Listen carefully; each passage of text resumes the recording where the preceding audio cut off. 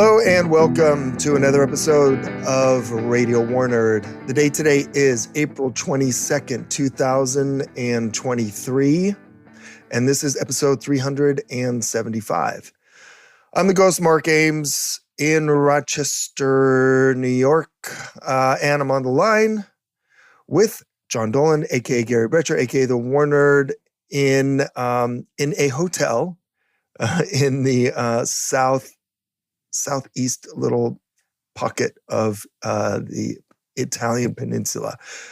John, how you doing?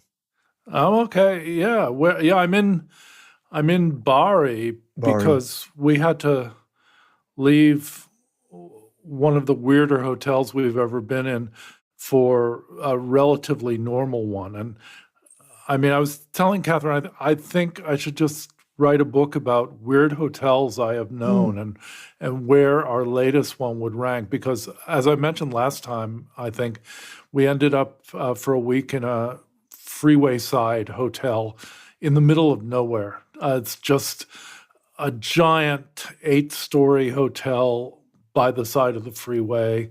You open your window and it sounds like you're in LA. And there's nothing else around. And I was starting to wonder, why does this place exist? You can hardly walk away from it. You know, it's all for cars.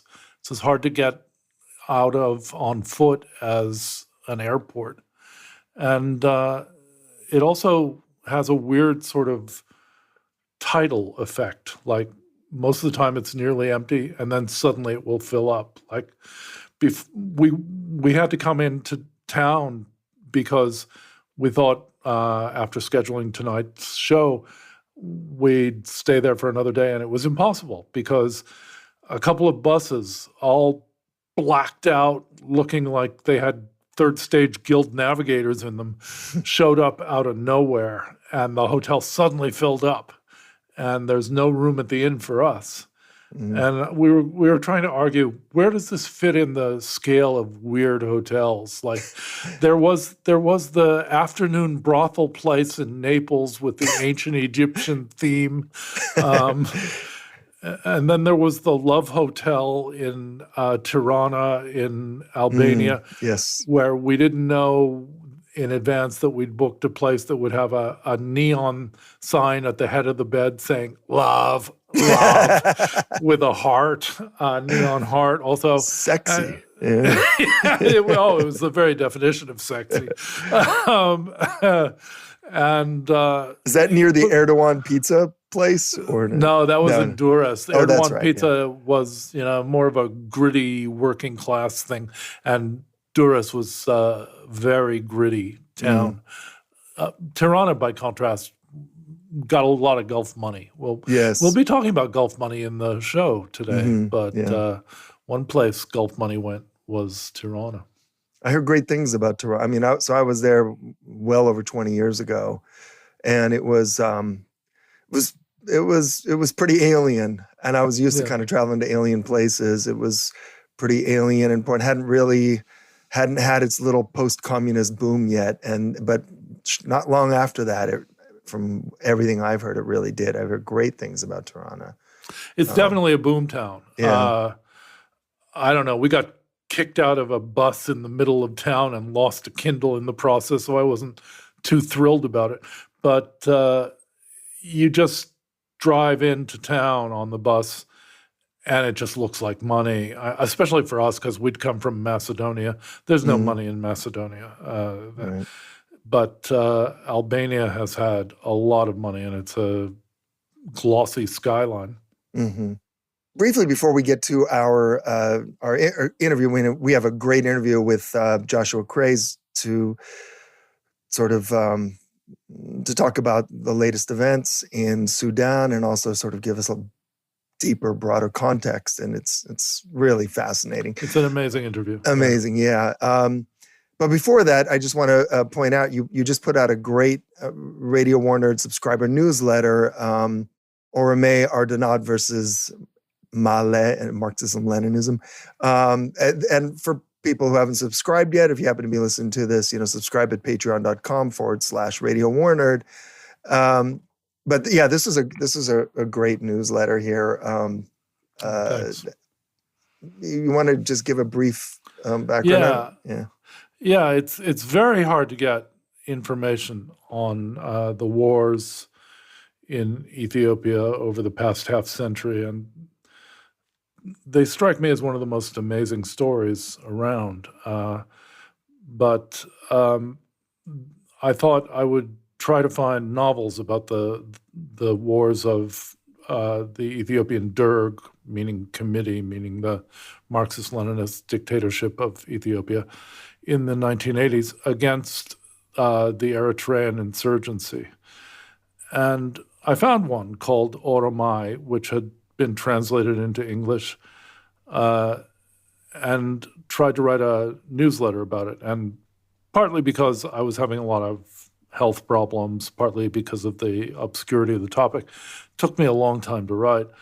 But the novel itself is amazing. For starters, it cost the author's life. I mean, like the disappearance of the author, that's something you heard about in English class in grad school. Right. But this author actually disappeared, as in he published this novel, they let him publish it at the time, and then, as often happens with dictatorships, they decided they really didn't like it that much, and they didn't like the author that much.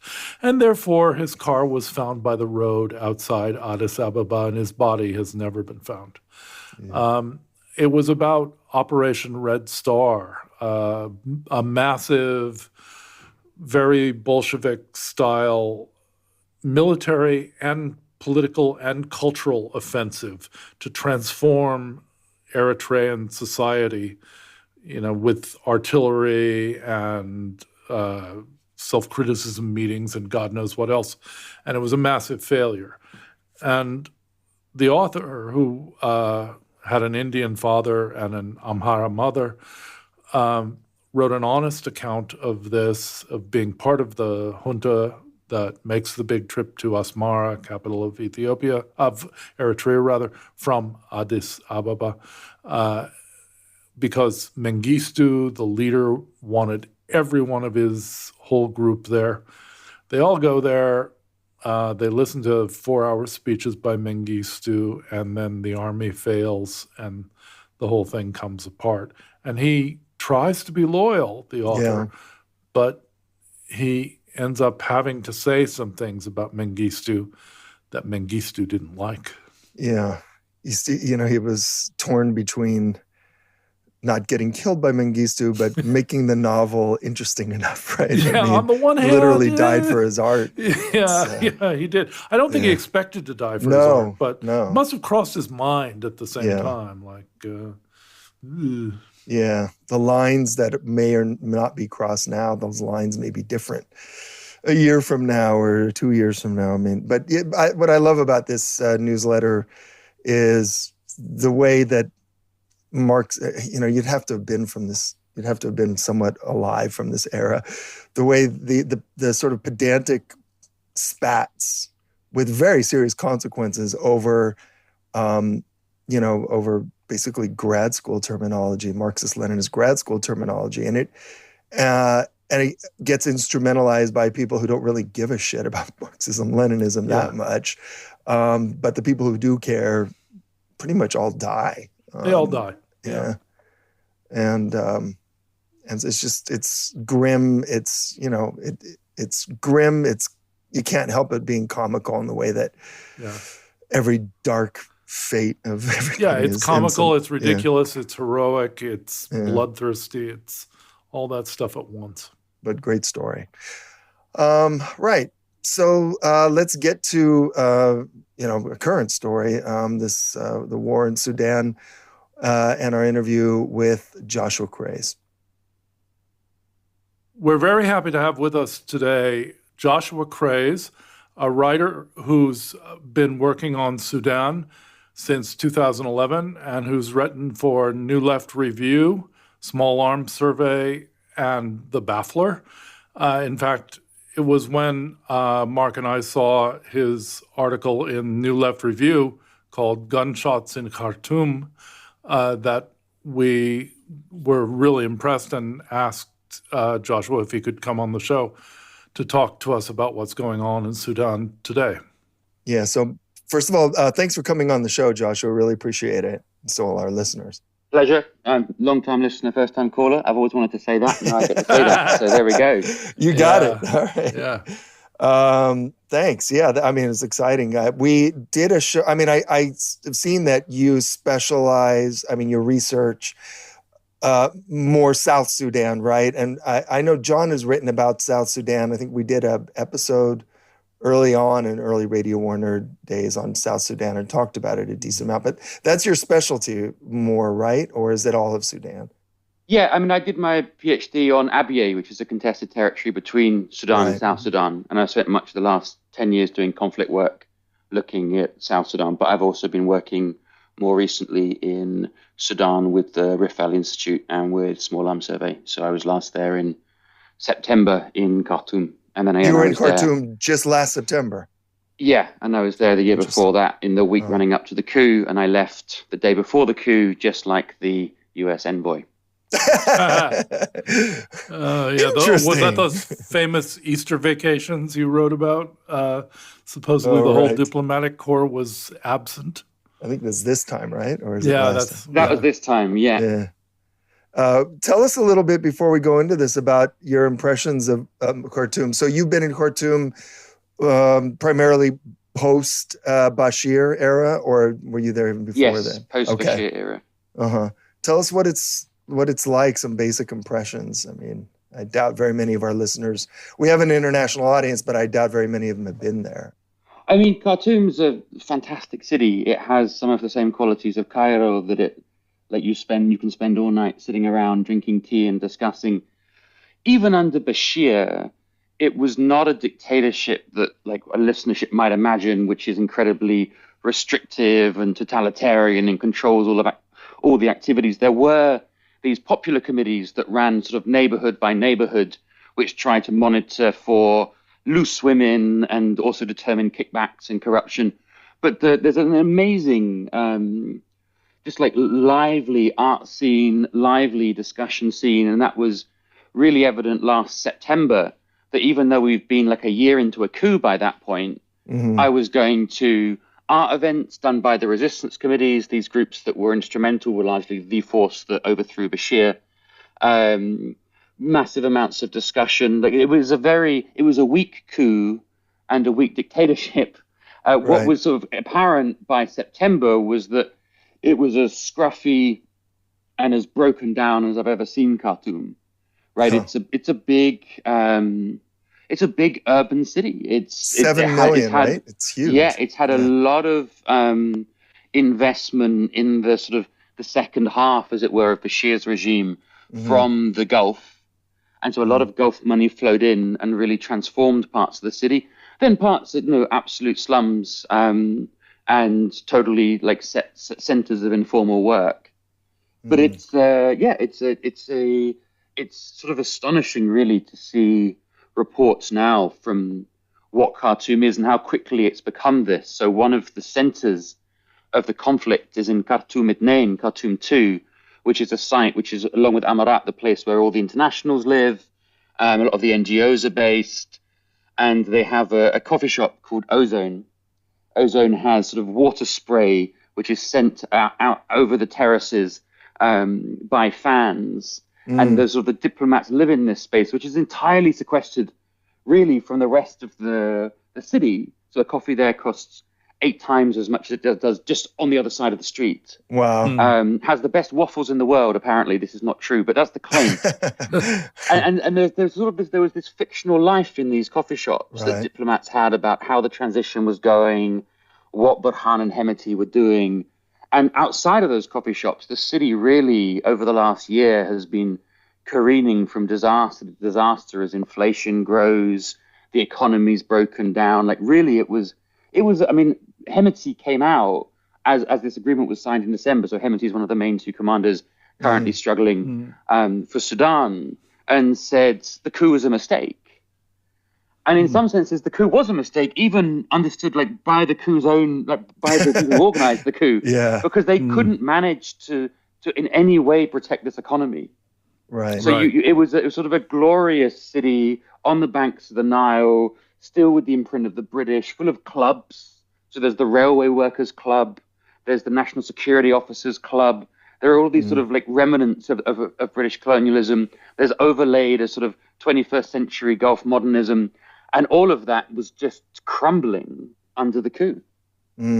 One of the events that I don't pretend to understand here, and there are many, is why the Sudanese elite, what you call, I think, the riparian elite, the people who live along the Nile, allowed South Sudan to leave in 2011, because that took a gigantic chunk out of the GDP, right?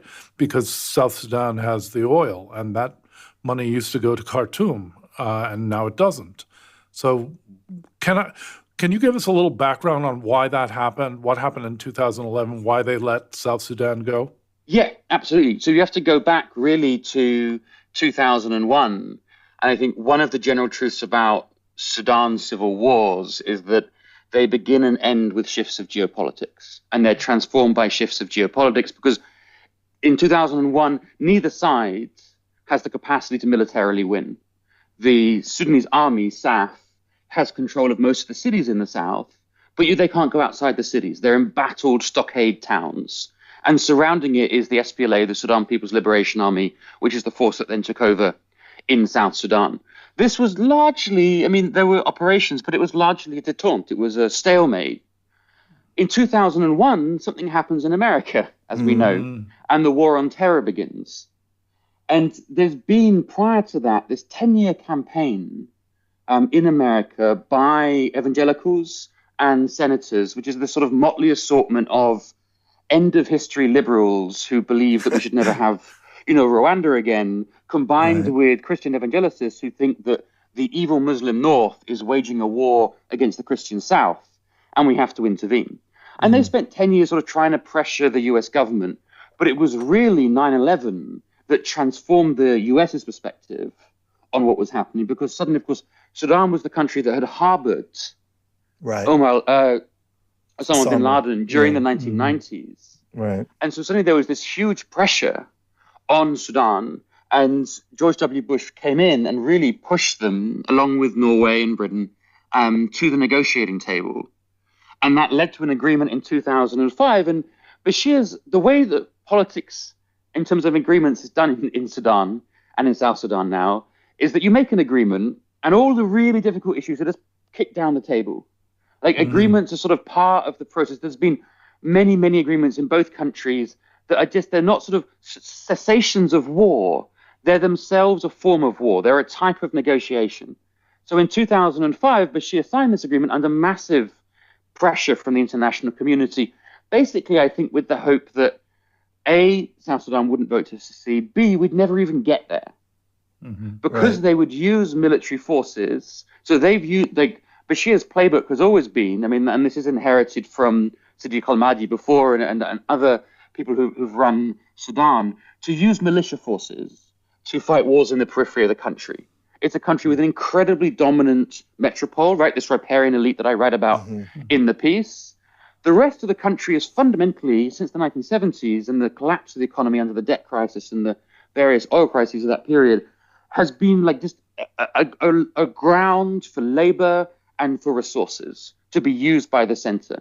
And they've policed it, really using the old meaning of police, with militias. So during the war, the people really fighting in the south was not so much the Sudan Armed Forces, but these militias from one of the South Sudanese groups called the Nur, which took control of the oil fields and depopulated them, occasionally with the assistance of Swedish oil companies, so they could take control of the oil. So the hope, I think, for Bashir was they would use these same forces and we would never get to a referendum. But the problem is that Kiir, who became the leader of South Sudan, was getting a huge amount of oil money from the oil, and so basically outpriced Bashir. And so bought off in this agreement called so when 2005, when the peace agreement signed, most of South Sudan not most, let's say a third of South Sudan is under the control of this force under Polina Matiep, which is a militia force sponsored by Bashir, which is not included in the peace agreement at all. So there's this immediate crisis of like, what happens to a third of the country, which is also where all the oil is? And what Salva does is basically buys them off and integrates them into the army. Right. And that lays the groundwork for the civil war in South Sudan in 2013, which basically breaks open that unification. But it also means that Bashir has no way of buying out those militias and causing the disturbances he needs to prevent the referendum. Given America's interest, right, this is like their belated Wilsonian moment. You know, like there was, like Erez Manella read about this moment where they could have actually backed self-determination and they chose not to. Well, here was like a belated self-determination. Right. America like considered itself, you know, the father. It was incredibly paternalistic to listen to the diplomats in that period. The father of this country, they were going to make it happen. And so Bashir basically knew that it was going to happen, unless he was going to cause a sort of international incident that would block his relationship with America, he couldn't prevent it. So what he tried to do instead was diversify the Sudanese economy. In the north. In the north, right. Right, okay, yeah. And so the two things he did several things, but one of the things he did was try to reorientate Sudan's foreign policy away from Iran and Qatar towards the Emirates and Saudi. So Bahrain bought a piece of land the size of Bahrain. There were various like moments of agricultural security with Saudi Arabia coming in to buy land. But the other thing he did, which is more consequential for Sudan's politics, is that massive amounts of gold were discovered, largely in Darfur. Right. And then we have a double problem for Bashir. One is that not only has there been a war in the south, but since 2003, there's been a war in Darfur, fought by largely non-Arab groups against Arab forces that, again, Bashir instrumentalizes and turns into militias. Right. Now, the problem with gold rather than oil, especially like low-scale gold mining, is it requires a great deal of control of territory. And the person who is anointed to control that territory and basically, again, do a police operation, displacing rebels, defeating them, controlling the gold mines, is Hemeti. For listeners here, Hemeti is the leader of the RSF, Rapid Support Forces. Yeah, which is the I don't know, which is one of the two main battle groups right now that are fighting, and sort of the deputy leader of the military dictatorship that took over in the coup last year. So that's Hemeti, and so Hemeti also controls the gold. I mean, there was a lot of gold discovered in Darfur. I think I was reading something by Adam Tooze recently where he talked about the whole Sahel has been kind of transformed in the last 10 years by all these gold discoveries, but the main deposits really are in Darfur. Is that right? Yes, Adam went to town on, as he does in his wicked way, on gold mining. So Hemeti began, as is now canonical law, as a camel trader, and his camels were taken. This is sort of like, I don't know how actually true this story is. It's too neat to be true. But it's a great story, though, right? 7,000 camels were taken by the rebels, and thus, like, without his possibility of economic reproduction, he installs himself as an amir, as a war leader for his very small. It's an Arab Darfuri group that live both in Chad and Darfur. He has various links to family links to people within the Chadian administration, and he then becomes part of what was known as the Janjaweed, so literally evil horsemen. And they were the Arab militias used by Bashir to fight the rebellion in 2003 and led to an endless series of war crimes and sexual abuse and the burning and killing of civilians. Many of the Janjaweed, by the time the RSF is created, have turned against Bashir. But Hemeti once rebelled against Bashir and basically used that as in classic Sudanese form to leverage his potential rebellion to gain a better position in government. And so when these groups in the Janjaweed start turning against Bashir, Hemeti remains loyal.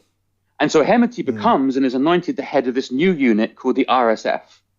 And there's been one of the things that Bashir used to rule is that he would constantly make new security forces, and he would effectively coup-proof his regime by having them set against each other. So the army competes against the National Security Service, run for a long time by Salah Ghosh, a great CIA ally. Then there are the Popular Defense Forces. Then there's the Janjaweed of Musa Hilal. So there's all of these different forces. And Hemeti takes this moment and uses it. He creates a holding company, Al Junaid, his brother's running it, to basically introduce himself and go back, in a sense, to his roots as a trader by being a bazaar trader and expanding rapidly into real estate, construction, iron, fundamentally gold. And gold allows him to build a bridge to the Emirates. Right. Because almost the whole of Sudan's gold goes to Dubai. Right. Okay. And then he's recruiting this army, the RSF, and he doesn't stop at Darfur. And this makes him different to many of the other militia leaders, which is he has a national game, he has a Darfur game, and he has an international game. So one of the things he does via his Emirate connections is send troops to Yemen to fight on the Emirati payroll, Right. and to send troops to Libya to fight with Haftar. Can you tell us a little about how those troops were used in Yemen and what you've heard about their service in Yemen? There was a lot of losses. Interestingly, the Saudis had also hired the army to fight in Yemen, and the commander of those forces happened to be a man named Burhan. Oh, okay. So you see already, right, way back, there's these two guys are sort of central to this basic, externalization of the Sudanese war machine. right. I mean, there were some pretty heavy losses by the RSF, and by 2019, there were complaints that within Sudan that the RSF was growing too powerful and creating too much of an international scene. So after 2019, they pull back how many RSF are in Yemen. Okay, yeah. That's amazing. That is. the two leaders of these factions were rival mercenary sort of condottieri in Yemen at the same time. Right. In fact, there's that pairing up of, as you say, a basic Sudanese strategy, so that, as you mentioned, Bashir would have expected South Sudan to be manageable because he can play the Dinka off the Nur, but then the Dinka leader gets enough money that he can buy the Nur, at least for the moment. Right. I mean, I think this is, in the sense, what we're seeing now is the culmination of Bashir's form of rule, which is that he's always instrumentalized the peripheries to fight against each other. And so there's always been this sort of, if we want to be simple Marxists, if the fundamental class antagonism of the country is between a center which is extractive of the resources of the periphery and the peripheries, what Bashir's genius was, and it built on the strategies of other Sudanese rulers, was to set actors in the periphery against each other. And what we now have is the peripheral actor that he relied on. He called him Himayati, my protector, has come back to the center. And unlike all the other Sudanese civil wars we've ever had, this one is happening in Khartoum. I noticed you retweeted a bit of Schadenfreude by South Sudanese commentator who said, we've, with understandable bitterness, I suppose, we've been at war all this time, and now they feel it in Khartoum. Yeah, absolutely. So, first of all, your description of Hemeti, I mean, leaving aside the obvious ruthlessness, the history of basically genocide and so on, I mean, he's also like an incredibly impressive in terms of being a genuine self-made person. I mean, he's not from the riparian elite, it sounds like, but is really quite self-made. So he must be, I don't know, more impressive in a sense than whoever his rivals are. Is that, would you say something like that? He's incredibly smart, incredibly strategic. I think he's probably made some errors, being photographed in Russia on the day the Ukrainian invasion starts wasn't a good move PR-wise. Though he has his own, it used to be a Canadian PR firm, now it's a French PR firm that's doing the RSF's social media, which is like sort of perfectly in the language of the UN. As if they've all gone to like human rights workshops. But I think the important thing there is he is that, and I think that not only is immensely disliked by the army elite as a challenge to their economic empire, and disliked by the central politicians who look down on him, But I think also a degree of that, let's call it what it is, like racism and classism really infiltrates into the international picture given of Hemeti. Right. So like every profile has to begin with, he left school at second grade. Right. As if somehow that sort of disallows him, it was third grade, sorry, disallows him to be, a smart and intelligent leader. And I think this also happens with the question of command and control. There's this claim that the RSF are not in command and control of their forces. One, as if SAF, the Sudanese army, is not meting out atrocities everywhere, and is not in control, right? And two, I think a lot of what RSF is doing is pretty structural and strategic, even when horrible and brutal. And I don't buy the story that this is all, like renegade RSF guys. No, it seems pretty rational and thought through in many respects. I mean, I think another way to see it is that the RSF in general, though they're now a multi-ethnic force from around the country, is run basically by his clan, by his family members, and has an amazing degree of command and control. SAF, on the other hand, the Sudan Armed Forces, has on the one hand Burhan, but there's also a whole comportment of it, which are Islamists, which are NCP members, so Bashir's party, the National Congress Party, within it. And in many ways, I think the army is much more fundamentally fragmented than Hemeti is. Yeah, that was an interesting angle that Hemeti's people are now saying, and you can tell this was an obvious tactical PR move, though it may well be true also, that he had to step in because the army was trying to bring back those hardcore Islamists. I mean, something that will obviously play well in the West, and as I say, may also be true. So there's a lot of sophistication in the RSF messaging. Yeah, and it's certainly not entirely false. Like after the coup happened, this is October 2021. The army found itself in a difficult situation because it doesn't really have a social base. It doesn't have an ideology, which the NCP Bashir did, right? At least, certainly for the first 10 years of his rule, he was ruling in lockstep with the Islamists. So then they're like, okay, how do we run this country? Under what conditions? And they immediately started to look for a civilian head of the government. Hamdok, who was the previous UN economist who was running the civilian part of the government, came back for 6 weeks and then immediately left again after street protests. So they needed some sort of civilian complement. And because they didn't find it, what they ended up doing was relying more and more on the Kazan, which is the sort of colloquial name for the old regime. Okay. Well, I think at this point, if you could give us a synopsis of what led to the events of the last week, this outbreak of what seems to be turning into almost like a civil war.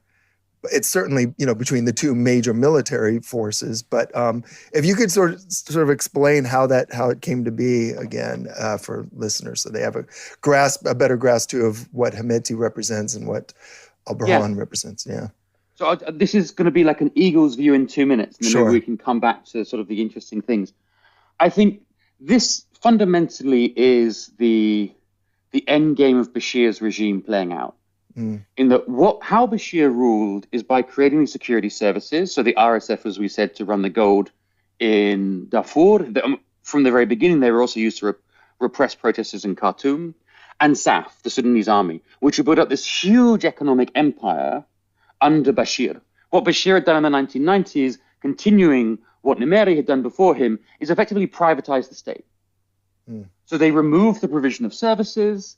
They gave, and by privatize, I mean they gave aspects of the state functioning and businesses to selected private actors within the state infrastructure of these security organs.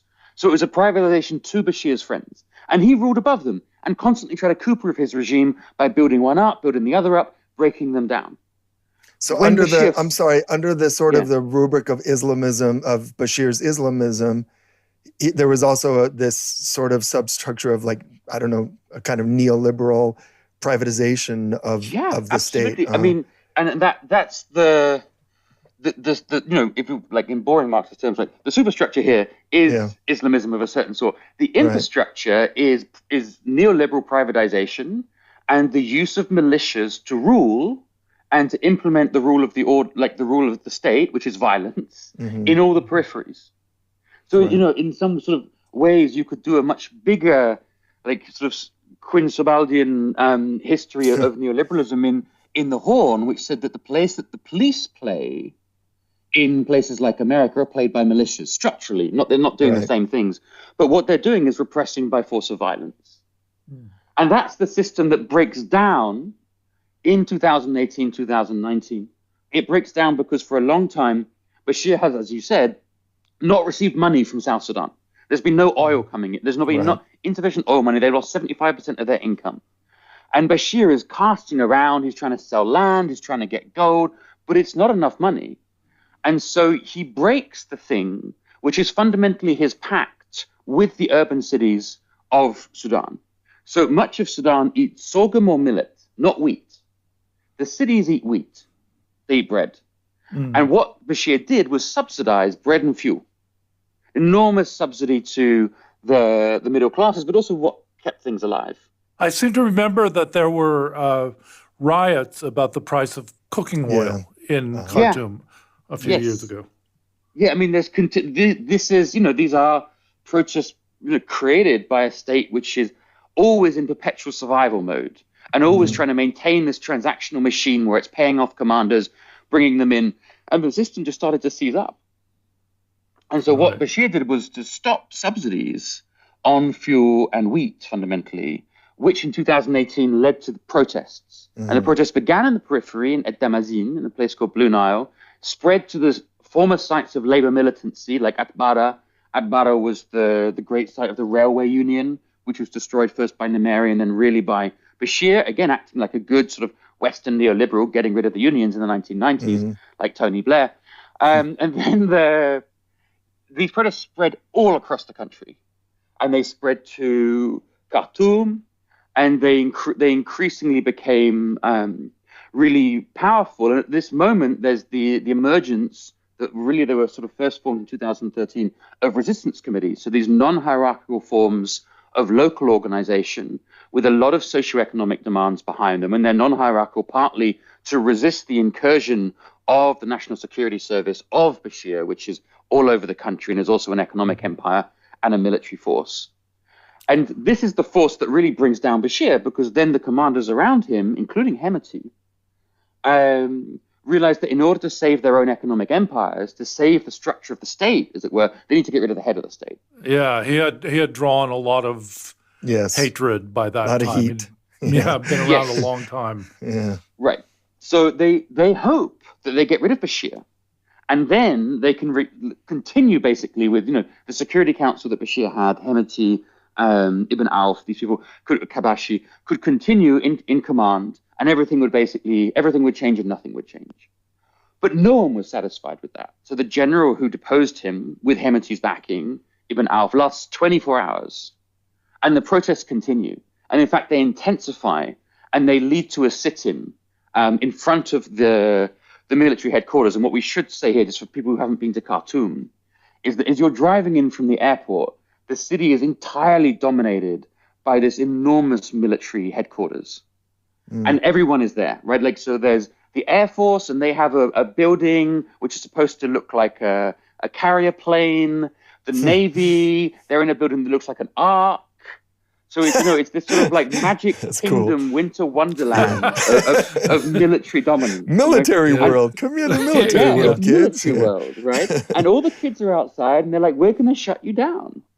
And the army sort of plays for time for a while, which is a classic thing that you do in Sudanese politics, and until they get really scared, and they shut down the sit-in. And this was occurred on June 3rd, 2019. And there's continual disagreement about who led this, but certainly Hemeti was involved and the RSF were involved. It led to hundreds of deaths, hundreds of wounded, and didn't break the street. Right. The street protests continued. There was a 1 million-man march on June 30th, which was the anniversary of Bashir taking power in a coup in 1989. And then there was a real division between the civilian political opposition in Sudan and the street. And I think a lot of the people on the street wanted to have protests leading to a general strike. There was a small general strike, and then there was a plan for a bigger general strike, really to insist on the military being entirely pushed out of power. Right. And in the meantime, the civilian politicians are kind of worried about the street. Mm-hmm. Yeah. Because they're not per se representative. I mean, inside this coalition called the FFC, the Forces of Freedom and Change, which is the coalition that ends up joining the military and the transitional government, you have the Baathists, you have the Nasserists, you have these weird relics of politics that sort of congealed at the last moment there was actually democracy. Right. But they're not necessarily representative. They're kind of worried about the street. And they think this is an ideal I would guess moment. they'd be used to dealing with the military, but the street is a new force, and who knows if you can talk to them. And who is the street? I mean, is it really totally spontaneous and leaderless, or are there, I'm sure they're trying to manipulate the street and they clearly failed, but who was the street? Who were the people who were out there? Was it every class? So the street, again, wants a bunch of different things. And that question, who is the street, was the question that every diplomat has been asking me, for years. What is protest? Who are street protesters? Yeah. Where is their leader? Can we negotiate with them? Why don't they form an organization? Right. And I think the answer is it really varies, right? Because as protests, when all around Khartoum, you would have resistance committees in neighborhoods like Kalakla, which is a very, working class, informal class groups of radicals who have received nothing from the Bashir regime, to places like Buri, which has long been a center of middle-class radicalism, and before that, working-class radicalism, and also the nicest districts of Khartoum, whose resistance committees looked and sounded a lot like NGOs. Yeah.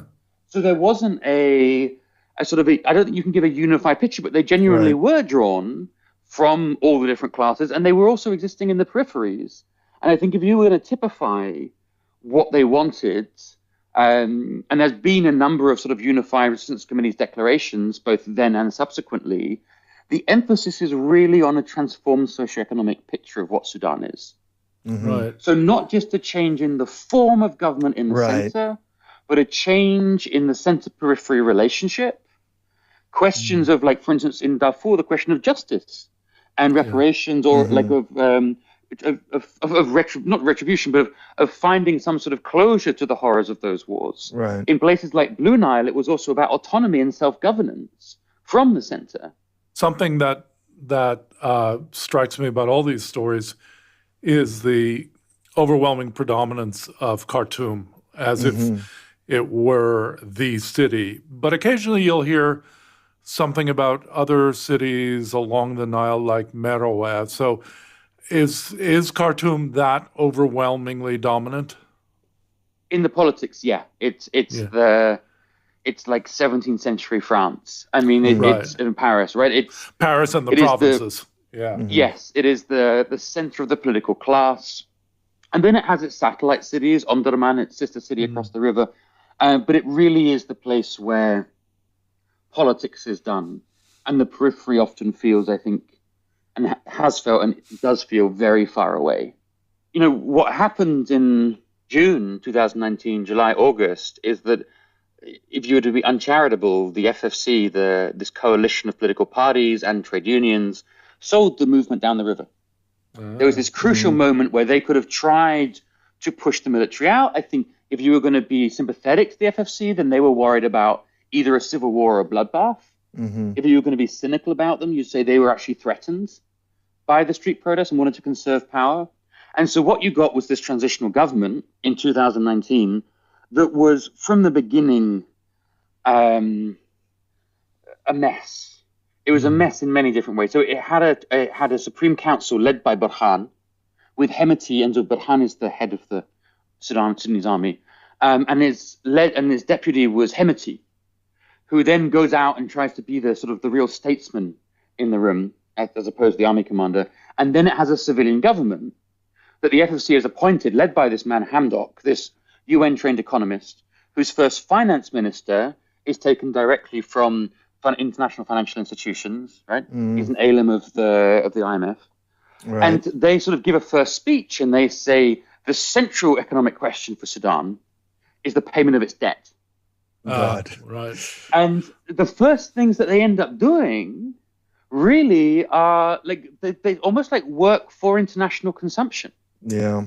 So they don't know anything differently if they're from that background. It's right. So it's just the same Washington consensus shit. Yeah. Right. But Dowie fails, but a later finance minister ends up lifting the sanctions. And in some ways you can see them, this is slightly uncharitable, but as an intensification of Bashir's regime.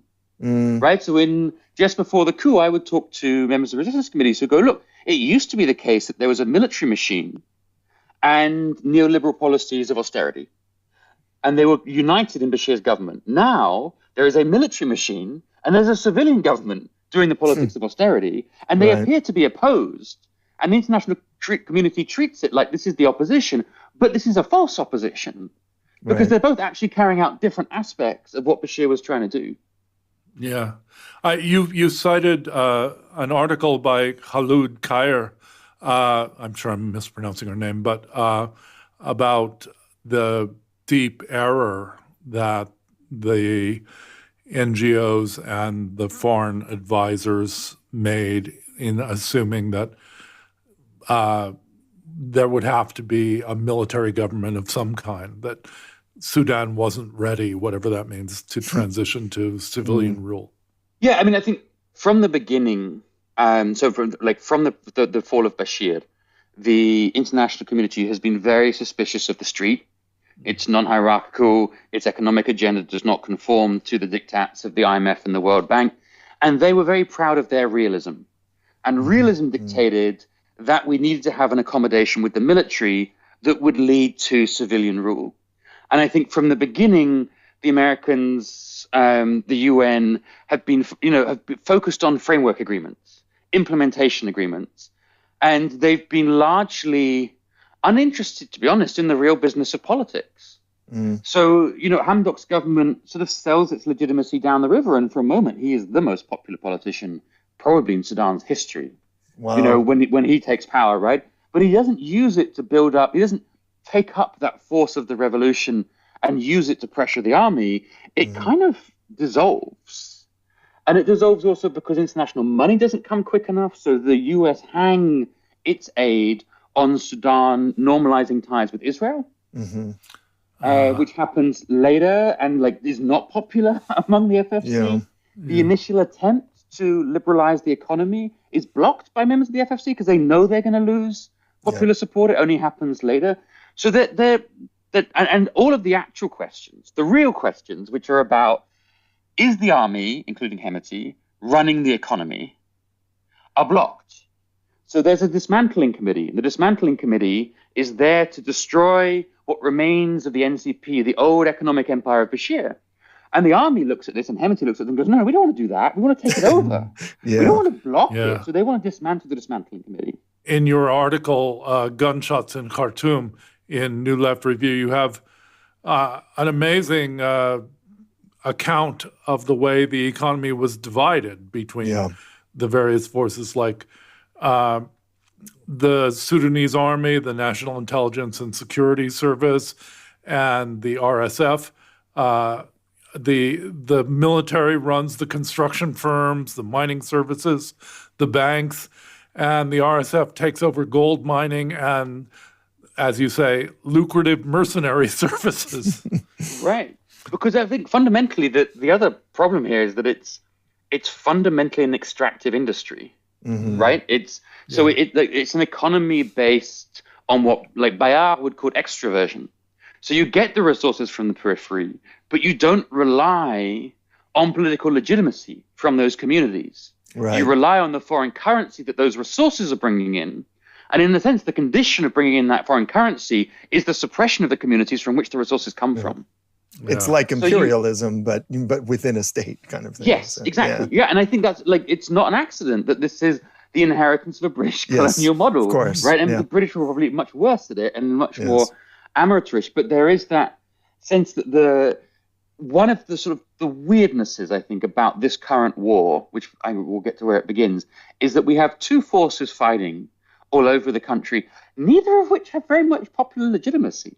I wanted to ask you that I've heard, I don't really understand the current control maps about Sudan, and I'm not sure there is that kind of control, but they do show the RSF controlling Darfur and controlling parts of the south as well. First of all, is that accurate? And if it's accurate, is it because they just have the preponderance of forces or because they have real support? So there's definitely support for the RSF within the Darfur Arab groups, but even there it's complicated because Hemeti came to power by pushing out Musa Hilal, who was the former great Janjaweed leader. Musa Hilal has been backed by the army to be a counterweight in Darfur. And let's not forget that Hemeti waged a war against all the Darfuri rebel groups for a decade, killing thousands of people. So he's not a popular figure in Darfur. Right. In some areas, right? And it's so command and control is uncertain. There are many different stories. I would say that in general, the story that I'm hearing in the media is almost exactly wrong. It's almost like the inverted image of what's the actuality on the ground. So like there's a claim that the Sudan Armed Forces is running Khartoum or is about to win back Khartoum. The reverse is true.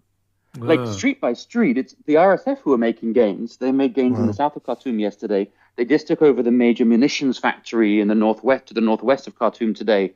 And the reason for that partly is that they have experience fighting in cities from Libya, from Yemen, and they're it's a smaller force, right? It's probably half the size, 2/3 of the size of the army. But they have the experience, and SAF don't. In fact, much of the fighting for SAF, as far as I understand it, in Khartoum is being done by what used to be the National Security Services Operations Brigade. Okay. So these are much closer to the Islamists. And the Khartoum is run by RSF. And it will continue to be run largely, I think, by the RSF. The planes can't do that much. They can bomb the barracks, which has been great and cinematic. But there's no one in the barracks. Yeah, it struck me as kind of a bad sign for the army that they're already using the Air Force in Khartoum so heavily. Because one thing you learn in 21st century war is that you can't just, unless you're going to bomb the city out of existence, which has been done a few times, you can't just do it with air power. You have to go in and clear out the buildings. And if you can't do that, if you can't make your soldiers do that, it's a bad sign when you have your air forces. But I wanted to ask, when you were sitting in these cafes or whatever, like in normal daily life in the days before this war broke out, was the RSF a presence? Was the SAF a presence? The RSF was definitely a presence. The RSF was invited basically to keep control of Khartoum in April 2019 by Bashir. So he sort of let, from the SAF's perspective, let the beast into the house. They were definitely on the street. It wasn't like, in comparison, like Juba, the capital of South Sudan, after 6 p.m. there are checkpoints throughout the city, and the army is a massive, and the National Security Service and so on, are a massive presence. It wasn't like that in Sudan. Like, I'd get tailed by national security, but there wasn't this sort of like overarching serious military presence, except, in protests in the week running up to the coup and in army checkpoints around the military headquarters. But it wasn't the sort of, if you've been in like Baghdad when America was there, it wasn't that militarization of the city. That was sort of lying latently because the RSF had installed themselves in residential areas. Right. Were they distinctive? Did they stand out as Darfuri people or provincials as opposed to the urbanites? Sudan is a massively multi-ethnic country, and we should say. And one of the things that Hemeti did was try to broaden the RSF's base, if not its command, And he did that pretty successfully, partly by offering people the opportunities to fight in Yemen. And the money you'd get for fighting in Yemen is 3 or 4 times what you'd get working for the RSF in Sudan. So that's why, just to come back to one of your earlier questions, there is RSF support, especially among the Misriya, which is a group in South Kordofan. And the RSF recently have won a series of battles against SAF, including at El Obeid in Kordofan, which is one of the, between North and South Kordofan, one of the largest areas inside. So they're not just Darfuri. They are, of course, also Darfuri. I think you see this racism, which unfortunately is mirrored by the international media, with everyone going, look, they speak French. They are from Chad.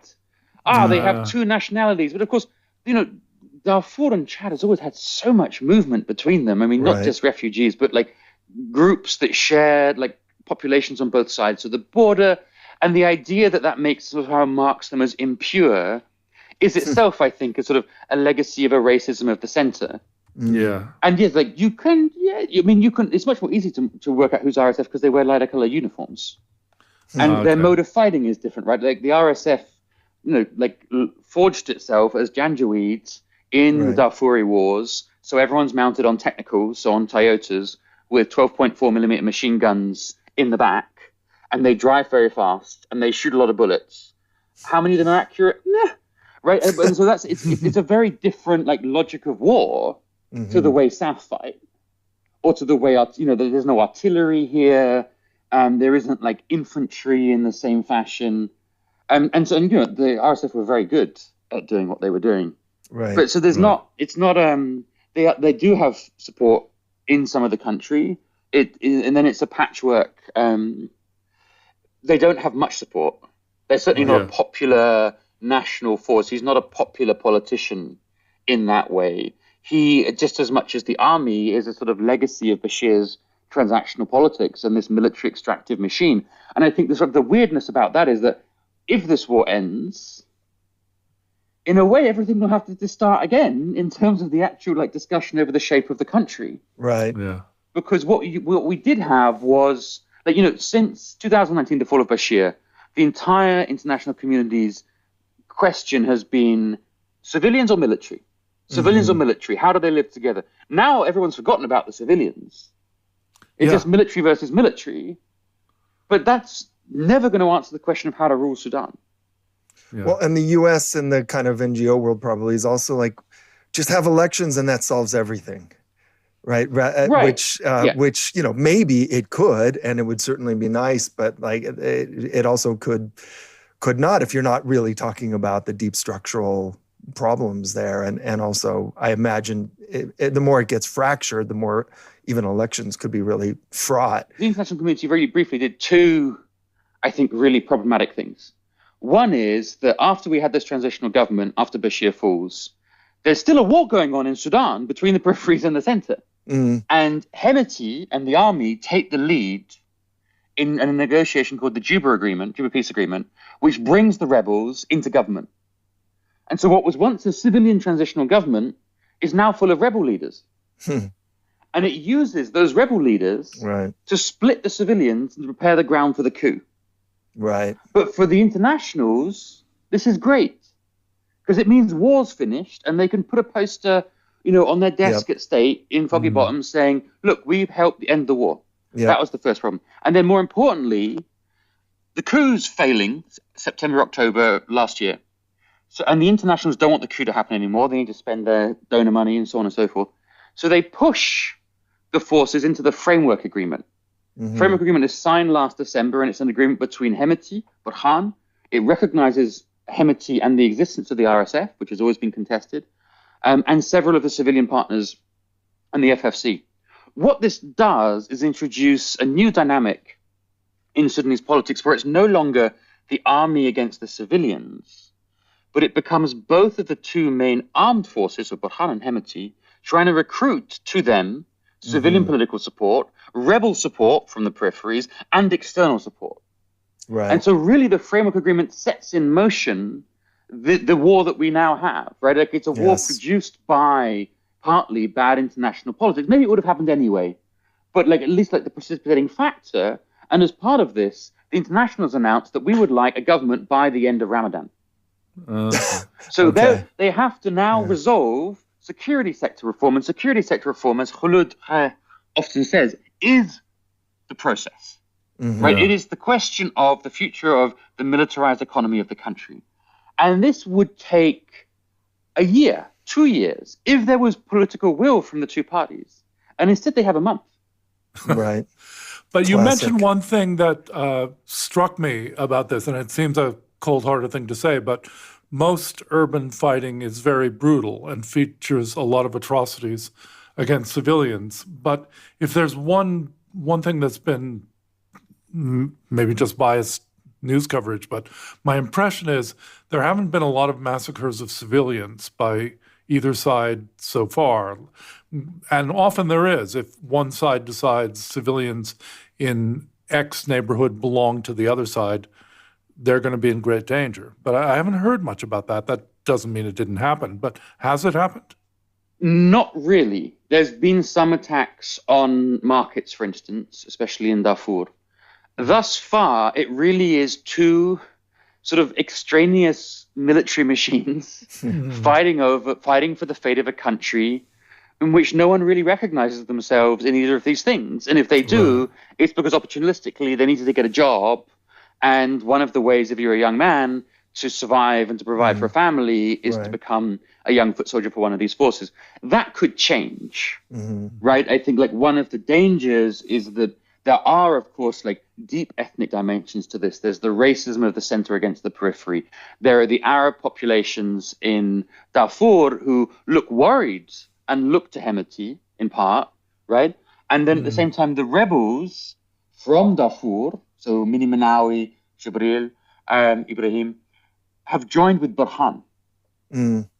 Having been with Hemeti, their former foe, they've switched loyalty during something called the Cairo process. Doesn't really matter what it was. And so you have the ground there for sort of the two forces to take hold of extant ethnicized fractures in the country.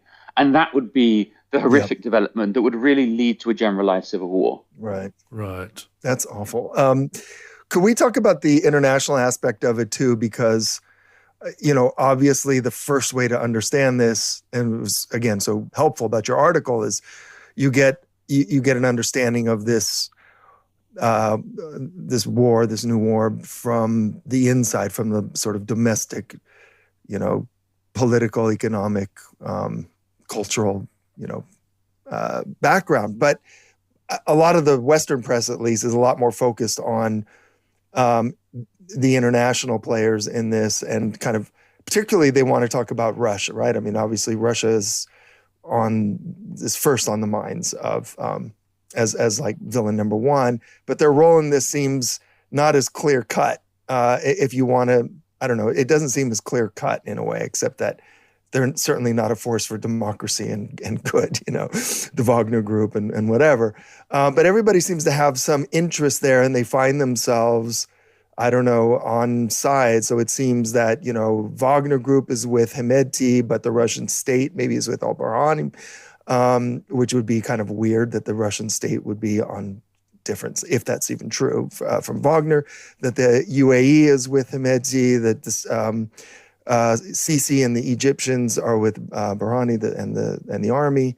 What could you say about it? Oh, in the U.S. again, the U.S. is like it's Israel is their first priority in this, and the second one is sort of let's get a deal done by this date and get an elections that we can sort of sell to the people. But anyway, what's your impression of the role that they're playing and in the lead up to this, I guess, and then like going forward, what role they might be playing? I mean, I think the first important thing to be saying is that this is not a war as of yet dominated by external parties. Right. And if you want to look for its structure and its agency, you have to look to the Sudanese actors. Yes. So Saudi and the Emirates have played both sides. They've been not particularly reliable backers of either. So they signed off on the coup in October 2021 and promised financial assistance, which they then failed to deliver to the coup participants, which was part of why the regime was weak. The Emirates have always been pretty close to to Hemeti, and partly because all the gold goes via Hemeti, but it's only particular princes who are close to Hemeti, whereas other princes are much closer to Burhan, and so they have also played the double game in that way. Hemeti's closest ally is Mansour bin Zayed Al Nahyan, the owner, as you know, of Manchester City Soccer Club. I saw that. You know, and whereas Tahnoun has gone in with Burhan. So there's no. I don't think there's much of a coherence. I think there's a lot of opportunism, and there's been reports from the Americans and from others that via Haftar, the Emiratis have sent money and ammo and materiel to Hemeti, which I don't have external sources to confirm, but seems entirely believable. The Russians, again, are playing a double game, but they're also not that active. Right. And so we should say not only are they playing a double game, but of course, all the parties involved are playing a double game. So Burhan was cultivating the Russians. Back in September, Burhan was also sending guns to Ukraine. Interesting. And I interviewed some of the people on those flights. No one's ever picked up on this story. So I'm just, Interesting. So he was at the same time, cultivating Putin and sending guns to Ukraine. And on the other hand, there's a lot of that, I have to say, Right. I mean, I think that's just the really, the interesting aspect of this, new multipolar world, which is that there's this scalar logic of alliances where people can be opposed. People can be opposed in Libya and on the same side in Sudan and vice versa, right? It's almost as if there is no. The enemy of my enemy is not my friend. It's in different situations, I will hate you and I will love you, depending on what's happening, right? But there's no sort of coherence to this picture. Yeah. I think the great fear for Burhan is that Ethiopia will take advantage or intervene. And there has been contact between Hemeti and Ethiopia. But Ethiopia is also massively divided. Yes. Yeah, we've had people wondering if the collapse of Sudan, if it happens, will destroy the whole region. There seems to be an argument between the collapse of Sudan will destroy the whole region, and the collapse of Ethiopia would destroy the whole region. But clearly, these two Nile powers are very important. And between them, South Sudan, I assume, is still too weak and too divided to do much. Is that correct? The South Sudanese government itself is divided because Tukku Gatluak, who's the sort of main security advisor to the president, who is Bashir's adopted son, is very close to Hemeti. And several people close to the South Sudanese president are very close to Hemeti, and they're currently trying to sort of get themselves out of those connections because Salva, the president's main alliance is with Burhan. But there's not going to be a sort of a decisive military intervention from South Sudan or a decisive diplomatic intervention. So that's everyone is sort of looking for backers. That there have been claims that the Wagner Group has offered Hemeti surface-to-air missiles, but I don't have external confirmation of that beyond what I read in the press. Right. So there's more rumors than anything else. The one thing we can say for certain is that Egypt is decisively in with Burhan and will not accept Hemeti as a figure, and have been providing fighter pilots and have been providing fighter jets. And that is clear, and I have proof of that. And why is that? Why is Sisi so? Because Sisi sees in Burhan and sees in the military its little brother. And to be sure, the Sudanese army was always modeled on the Egyptian army, right? And if you look at the Egyptian army's economic empire, well, look, that's what Sudan's doing. And let's not forget that it was the previous colonial regime was the Anglo-Egyptian condominium government. Right. Right. It was Egypt as well. Yeah. So there's this long history in which Hemeti is this, dangerous militia figure from the provinces. And so he's so disliked by the Egyptians that they're willing to go in with Burhan, though Burhan has links to the old regime. And the problem between Egypt and Sudan previously, or one of the many problems, was the Islamists. Right.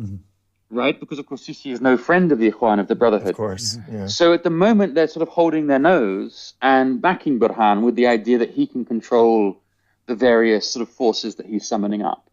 Man, it's just so wild, everything, the whole story, and just complex. And it doesn't seem like it's going to end anytime soon. It doesn't seem like it's something very easy to patch up, because even if you patch it up, it's going to keep falling apart. And I guess if one side completely subjugates the other, but it seems that both sides one has kind of numerical superiority and superiority in certain weapons, but the other has kind of mobility and training superiority. It doesn't seem like it's going to end anytime No, soon, it's going to be urban fighting, and you can easily reach a stalemate in urban fighting. Just fire across a street at each other for months and months. What are you hearing on the future of this war, like and bottling it up or something? I think for Hemeti, it's an existential war. Right. This is his one shot. No one, like the elite don't like him. He's the unpopular kid in high school. And here is the capacity to take power. What he tried to do after the framework agreement was really reach out to the civilians, to the FFC, and position himself as the person that could take South Sudan into a civilian transition. If a ceasefire comes with a return of the basic issue, right? Which is that what led to this war was an SSR, a security sector reform discussion that had the RSF being integrated into the army. If they're integrated into the army, his control of gold, his control of his troops goes. Right? There's no future for him there unless he can be given massive amounts of assurances. So I think for Hemeti, there is no chance of him turning back from this. Yes. Because I don't think he ever gets another chance to run Sudan. Right. And if the situation becomes one in which he's really losing, then what you get another war in Darfur, which has never actually stopped, right? In which he becomes one of the forces against the government in Darfur. I think Burhan has more possibilities of sort of coming to the table like this, like strategically, in terms of like he's representing an institution. He's actually, but I'd say two things. One is we shouldn't underestimate the depth of hatred felt by many in the elite and in the middle ranks of the army against Hemeti. Hatred which is both racist, based on him being an upstart, based on the RSF's, but that's one. Yes. Two, we shouldn't underestimate the hatred of Hemeti by the old regime, because Hemeti sold out Bashir. Right. And I think another possibility that will come if this war continues is that Burhan is deposed from within the army, and that Burhan is replaced by a figure much closer to the old regime. Right. And more brutal in a sense. Yeah, Burhan, I know this is superficial, but when you look at these figures in little video clips, Burhan doesn't seem that strong. He doesn't seem that tough. Hemeti does look pretty tough. Yeah. But presumably, just because of the nature of the army, there are people behind Burhan, either to step into his shoes or to support him if he's doing what they want. I don't know. Are there people behind Hemeti, or is his base shallow? I mean, I think that's the difference. If you killed Burhan or deposed Burhan, then Kubashi or a variety of other generals could take over. If Hemeti dies, well, the RSF have really, his second in command is his brother. Oh, wow, yeah. Well, yeah, presumably people have thought of that, so I hope he travels with a... if you wanted just to end the conflict today without questions about justice or adequacy or whatever, but just like stop the fighting, then you would work out where Hemeti is and you'd just kill him. Right. Yeah. Because I think that it would be seismic, the effect on the RSF, and it might create a totally unpredictable period of violence, because the RSF know that even if there's an amnesty for them, that they're going to be in for it. But he's not substitutable in the way that Burhan is substitutable. Right. I really appreciate it, Joshua, coming on and giving us this.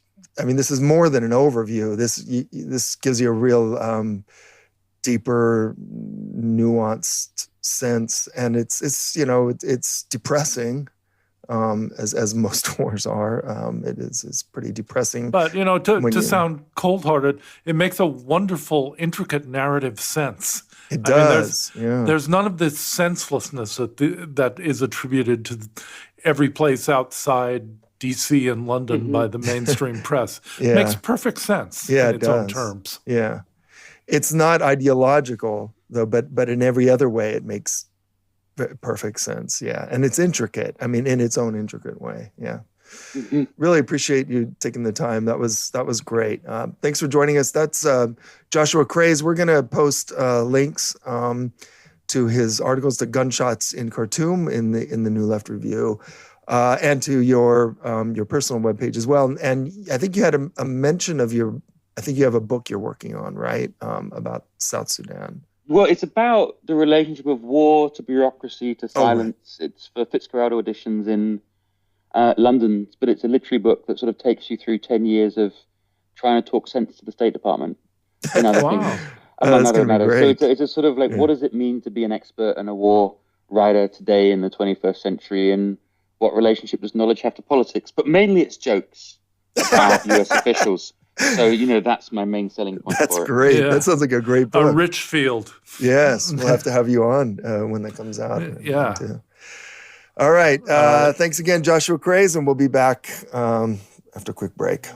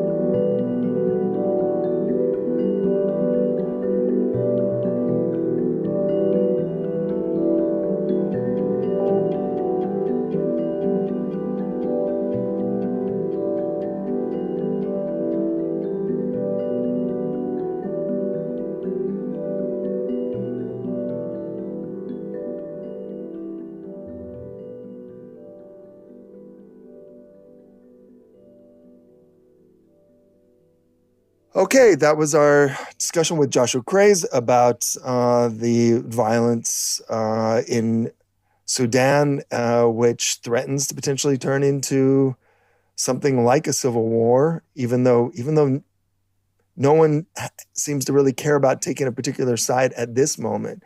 Mm-hmm. But he does sort of explain how this could transform pretty easily, and also how it could end, which, I mean, I don't know. It could... Hemedti's side seems like the weaker side if you were an outside power betting, if only because it's so top heavy. Without Hemedti, the whole RSF project seems to die. On the other hand, it's probably got a better fighting force than the SAF. So it seems like it's winning on the ground in Khartoum, but at the same time, there's a reason that the Confederates always yell, "General Lee to the rear," because if he gets shot in the head, it's all over a lot sooner, and that's what happens if Hemedti dies. Yeah, I didn't ask Joshua in our interview, but it does kind of hit me. Like, it seems there is a real possibility, let's say if Hemedti's forces really gain the upper hand, of a more serious intervention by Egypt and al-Sisi. I mean, put it this way, I wouldn't be totally surprised. When you do read the history of Sudan, and Joshua alluded to this. I mean, that condominium, first the Egyptian Ottoman forces, and then I guess the Egyptian British. I mean, the Egyptians kind of see Sudan as their backyard, and Sisi probably more so than even others, and probably will. I wouldn't be surprised if they intervene more overtly. Yeah. There are all kinds of ways of intervening. I mean, assassination to me is the one that comes to mind. Egypt has a lot more money than Sudan, and presumably there's somebody in his entourage who would be interested in making a phone call for $20 million. I don't know. Yeah. Anyways, thank you again to Joshua Craze for coming on the show, and thanks, John, Brendan, and everyone. Yeah, thanks, everybody. Talk to you soon. Okay, bye-bye. Bye.